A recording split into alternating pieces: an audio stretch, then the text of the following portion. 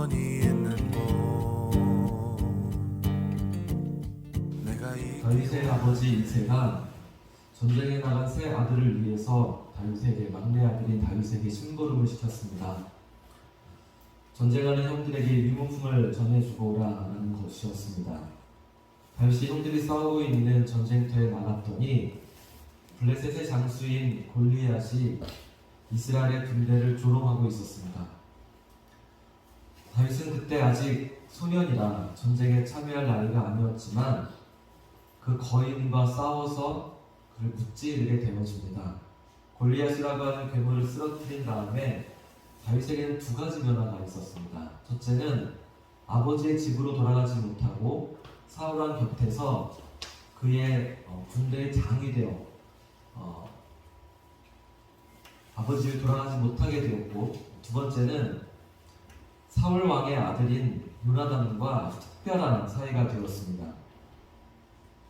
다윗이 골리앗을 이기고 돌아왔을 때 성경은 이렇게 말씀합니다. 요나단의 마음이 다윗의 마음과 하나가 되어 그를 자기 생명같이 사랑하니라.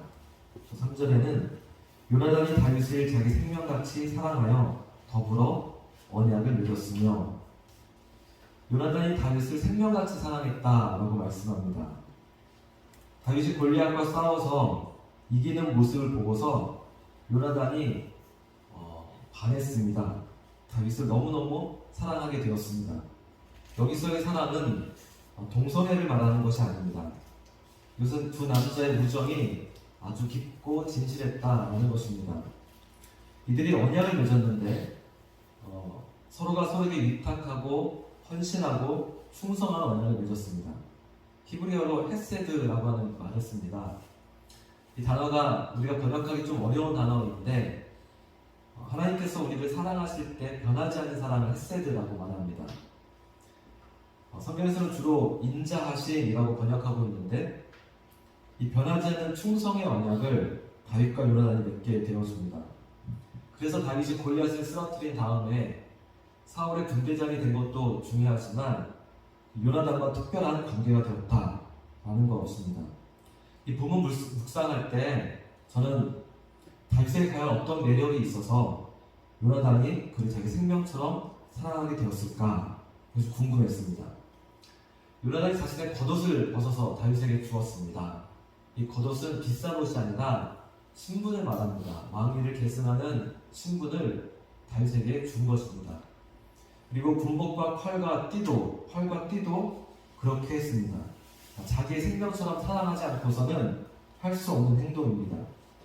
다윗은 단지 골리앗을 쓰러뜨린 것뿐인데 물론 그것도 엄청나고 대단한 일이지만 그 일 때문에 이런 사랑을 받게 되어집니다. 선뜻 이해되지 않습니다. 누구를 죽이는 행동이 사랑스러운 행동 그런 모습은 아닙니다. 대부분은 끔찍한 모습입니다. 그러나 그 과정이 어떠했길래 요나단은 그 모습을 보고 다윗에게 푹 빠져버렸을까요? 무언가 특별한 일이 있었던 것 같습니다. 그런데 요나단만 다윗을 좋아했던 것이 아니라 다윗을 군대의 장으로 삼자 온 백성이 그것을 합당하게 여겼고 심지어 다윗의 신하들도 합당하게 여겼다라고 말씀합니다. 그러니까 사람들이 다 다윗을 좋아하는 겁니다. 이러기가 쉽지 않은데 다윗에게는 사람을 홀리는 무언가 있었던 것 같습니다. 의도적으로 멋있게 보이려 하고 꾸미고 이러지 않았을 텐데 멋있는 척하지 않았는데 요나단이나 사울의 신하들이 다윗을 좋아했던 이유가 무엇일까요? 성경에는 다윗은 사울이 보내는 곳마다 가서 지혜롭게 행하였다라고 말씀합니다. 다윗이 사랑스러웠던 이유가 지혜였다라고 말합니다. 조금은 막연하죠? 지혜롭게 행동했다는 것이 무엇일까? 다윗이 블레셋을 이기고 돌아올 때면 이스라엘의 여인들이 나와서 성읍에서 나와서 춤추며 노래했습니다. 소고와 경세 가지고 뛰놀며 이렇게 노래했습니다. 사울이 죽인 자는 천천히요 다윗은 만만이로다. 그러니까 이 노래소리를 듣고 사울이 기뻤을 리가 없습니다. 사람들이 자신과 다윗을 비교하면서 다윗이 훨씬 더 뛰어나다라고 말하는 것도 아니고 노래를 하는 겁니다. 그래서 사울이 이때부터 다윗을 죽이기로 결심합니다. 하늘 위에는 두 개의 태양이 있을 수 없어. 이런 겁니다. 예전에 본 자연 다큐멘터리가 생각나는데 벌들은 여왕벌을 중심으로 이렇게 무리 생활을 합니다. 그런데 가끔은 이 영벌이 사라질 때가 있습니다. 여왕벌이 죽거나 아니면 몇몇 무리를 이끌고 다른 데로 가버리면 남아있는 이 일벌들은 아주 당황하게 되었습니다. 여왕이 없으면 생존할 수 없기 때문에 그렇습니다. 이렇게 여왕벌이 사라지면 이 일벌들은 애벌레를 여왕으로 키우게 되었습니다. 보통 먹이를 꿀을 주는 것이 아니라 특별한 노열제리를 주면 똑같은 애벌레지만 이제 여왕벌로 성장을 하게 되었은 거죠. 그런데 일벌들이 실수를 해서 두 마리의 애벌레에게 이렇게 로얄제리를 줘서 여왕벌로 키우는 일이 벌어질 때가 있습니다. 일벌들이 깨달을 때 너무 늦었죠. 그렇다고 이미 여왕으로 자라고 있는 애벌레를 포기하지 않고 계속해서 여왕으로 키우게 되었습니다. 결국 두 마리의 여왕이 태어나면 이 두 마리 여왕벌은 데스매치를 하게 되었습니다. 1대1로 싸워서 살아남는 자가 이 무리를 이끌어간다는 것이죠. 이때 대부분의 승리는 조금이라도 먼저 태어난 여왕벌이 이기는 것을 봅니다. 사울은 경쟁자로 떠오르고 있는 다윗을 용납할 수 없었습니다. 마치 동물의 세계에서처럼 다윗을 죽이려고 했습니다. 그러나 다윗이 일부러 사람들의 마음을 훔친 건 아닙니다. 대중의 환심을 사려고 포퓰리즘 같은 정책을 쓴 것도 아닙니다. 누구든지 다윗을 만나면 그냥 그를 좋아하게 되고 사랑하게 되었습니다. 우리는 이것을 성경을 통해서 읽지만 현장에서 다윗을 바라보면 어땠을까? 저는 이것이 궁금했습니다. 다윗의 특별함이 무엇이었을까? 제가 전에 다윗 묵상할 때는 이렇게 말씀 내용만 이렇게 묵상했는데 지난주 말씀을 쭉 보면서 그 이면의 상황이 무엇이었을까? 간략간략하게 말씀하고 있지만 다윗은 어떻게 했을까? 되게 궁금했습니다. 왜 사람들은 다윗에게 영광했을까? 사울과 다윗을 비교해보면 누가 더 영적이었을까요? 의외로 사울이 훨씬 더 영적이었습니다. 지난주 본문에 보면 다윗이 기도하거나 찬양하거나 하나님께 예배하는 모습은 나오지 않습니다. 물론 전에 다윗이 기름 부음 받을 때 하나님의 성령이 크게 감동되었다 라는 표현이 있었고 골리앗을 무찌를 때도 하나님의 이름을 말하고 또 사울왕 앞에서 악기를 연주하며 찬양도 했겠지만 그렇게 신령한 모습은 아닙니다. 반면에 사울은 예언도 하고 영적인 행동도 많이 했습니다. 19장에 보면 다윗이 사울을 피해서 사무엘에게 도망가자 다윗을 붙잡으려고 사람들을 보냅니다. 그런데 사람들이 갈 때마다 거기 가면 선지자처럼 자꾸 예언을 하고 그러는 겁니다. 나중에는 사울이 직접 다윗을 잡겠다고 갔습니다. 그러자 19장 23절에 보면 사울이 라마 나요스로 가니라 하나님의 영이 그에게도 임하시니 그가 라마 나요스에 이르기까지 걸어가며 예언을 하였습니다. 그러면 속담에 이르기를 사울도 선지자 중에 있느냐 합니다. 사울이 예언을 합니다. 신령한 행동을 많이 해서 사람들이 속담을 할 정도로 사울도 선지자야 라고 하는 이야기가 퍼질 정도로 사람들의 눈에 볼 때는 굉장히 영적이었다는 겁니다. 실제가 아니라 사람들이 볼 때는 그렇게 보였다는 겁니다. 반면에 다윗은 전혀 그런 사람도 아닙니다. 그러니까 우리가 기도하고 찬양하고 예배하고 하는 것은 우리 삶의 가장 중요한 핵심이지만 이것은 가장 중요한 필수일 뿐이지 충분은 아닙니다. 다윗이 아름답고 사랑스럽고 탁월했던 것은 이것에 더한 그 무엇이 있었던 것입니다. 그것이 무엇이었을까요? 신기한 것은 오늘 본문에 보면 다윗이 스스로 그것을 묻고 있습니다. 사울왕이 계속해서 자신을 죽이려고 하자 요나단에게 묻습니다. 내가 무엇을 행하였습니까? 제가 무엇이기에 나를 죽이려고 합니까? 그렇죠. 다윗이 무엇을 행했죠? 도대체 어떻게 행했길래 그 특별한 죄가 아닌데도 그 보배로움 때문에 사울왕은 그를 죽이려 했을까요? 물론 사울 외에는 모두가 다윗을 사랑했습니다. 심지어 사울의 아들 요나단도 다윗을 너무너무 사랑했고 그리고 사울의 딸 미갈은 목숨 걸고 다윗을 살려주게 되었습니다. 다윗이 묻는 겁니다. 내가 무엇을 했습니까? 저는 이 청년 다윗이, 젊은 시절의 다윗이 참 궁금합니다. 그런데 18장에 이미 다윗이 무엇을 했는지 말씀해주고 있습니다.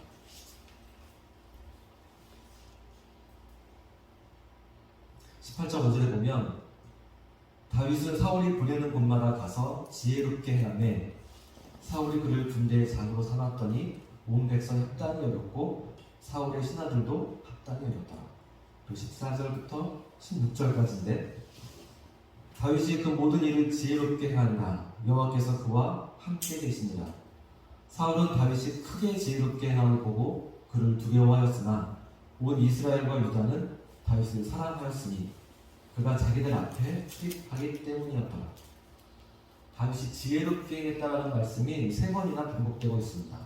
다윗이 크게 지혜롭게 행하였다. 그래서 사람들이 다윗이 너무너무 사랑스러웠다라는 것입니다. 다윗의 지혜는 무엇이었을까요? 저는 그의 지혜가 2가지로 나타났다고 생각합니다. 첫 번째는 블레셋과의 전쟁에서 이기는 것이었습니다. 지혜가 없으면 전쟁에서 이길 수 없습니다. 힘보다 모략이 뛰어나야 합니다. 다윗은 지혜로운 명장이었습니다. 다윗이 좋은 환경에서 자라서 많은 교육을 받았기 때문에 그렇지 않습니다. 그는 흙수저였습니다. 그의 집안 별 볼 일 없었고 특히 그 형제가 8이었는데 그는 막내였습니다. 리더십을 배울 만한 기회가 한 번도 없었습니다. 아버지는 다윗을 신뢰하지 않았습니다. 형들에게 위문품을 전달하라 시키면서 너 올 때 반드시 증표를 가지고 와. 내가 너 못 믿겠어. 이런 말이죠. 그 위험한 전쟁터에 왜 막내 아들을 보냈을까요? 새 아들이 군대에 가려면 넷째를 보내야 정상인데 가장 위험한 일을 가장 보잘것없는 아들에게 맡깁니다. 다윗 전쟁터에 나가고 왔더니 형들이 다윗을 무시하죠. 너 양은 어떻게 하고 전쟁 구경하러 왔어? 무시받고 멸시받던 아이였습니다. 전에 이새의 집에 사무엘이 왔을 때에도 그의 집에 잔치가 열렸을 때 이새는 모든 아들들을 다 잔치 자리에 앉게 했지만 다윗만큼은 너네 가서 양이나 쳐. 그냥 그렇게 보잘것없던 아이였습니다. 그만큼 천대 갖고 자랐습니다. 그런데 다윗이 군대의 장이 되었을 때 그는 리더십이 있었고 전술도 뛰어났고 용맹하게 됐습니다. 우리가 우리의 환경, 불우한 가정을 탓할 필요가 없습니다. 세상의 학력이 아니라 하나님의 지혜가 이기는 것이죠. 하나님의 지혜를 구해야 합니다. 다윗의 지혜는 사람들 사이의 관계에서 나타났습니다. 다윗은 인간관계를 참 잘했습니다. 그를 싫어하는 사람이 없습니다. 이러기가 참 쉽지 않은데 세상에는 좋은 사람도 많지만 나쁜 사람도 많습니다. 그런데 다윗은 나쁜 사람과 관계를 참 잘합니다. 심지어 사울왕하고도 관계를 잘합니다. 사울왕은 미치광이었습니다. 요즘으로 말하면 무슨 패스, 소시오패스, 사이코패스 이런 사람이었을 겁니다. 우리가 사회생활할 때 가장 힘든 것이 인간관계인데 선교지에서도 그렇습니다. 사역자들이 중도의 선교를 포기하는 가장 큰 이유가 재정이 어렵거나 건강이 나빠지거나 믿음이 없어서 실패하는 것이 아닙니다. 선교사들 사이의 관계가 어려워져서 중도에 포기하는 일이 가장 많습니다. 그러니까 선교사 훈련 중에 가장 중요한 것은 관계 훈련입니다. 오늘 본문, 우리 함께 읽은 본문에 보면 다윗이 요나단과 사울에 대한 이야기를 하고 있습니다. 이 삼각관계가 굉장히 어려운 사이입니다. 사울은 자기를 죽이려고 하고 그의 아들은 다윗과 절친입니다. 상당히 어려운 관계일 수밖에 없습니다. 이것을 어떻게 풀어야 할까? 다윗이 굉장히 지혜롭게 이걸 풀어갑니다. 자기의 목숨이 위태로운 상황에서 감정적으로 대처하지 않고 정말 사울이 나를 죽이려고 하는지를 합리적이고 과학적으로 접근하면서 사울의 마음을 일장하고 알아보는 겁니다. 초하루가 되었을 때 내가 그것을 얻게 되어졌을 때 사울왕이 어떻게 반응하는지를 보자 라고 요나단에게 말을 해주고 있습니다. 우리는 누군가의 마음을 짐작하고 추측하고 소설을 쓰면서 뒷담화하기를 참 좋아합니다. 그런데 다윗은 자신의 생명이 달린 문제인데도 이것들을 지혜롭게 풀어가는 것들을 보게 되어줍니다.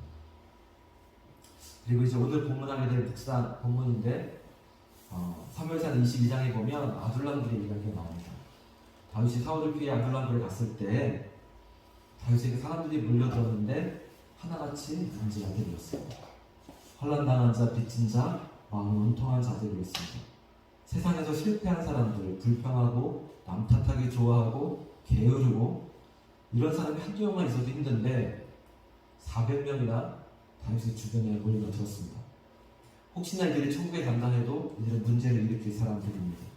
진짜 골치 아픈 사람들인데 다윗이 아둘람의 불 속에서 이들과 관계를 굉장히 잘합니다.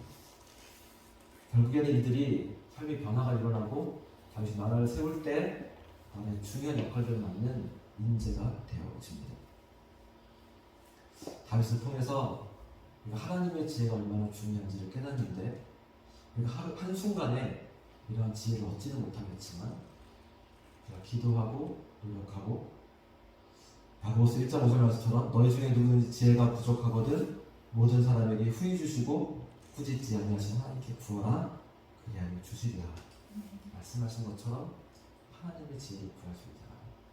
다윗처럼 사랑스러운 사람 우리 같이 원합니다. 같이 기도하시겠습니다.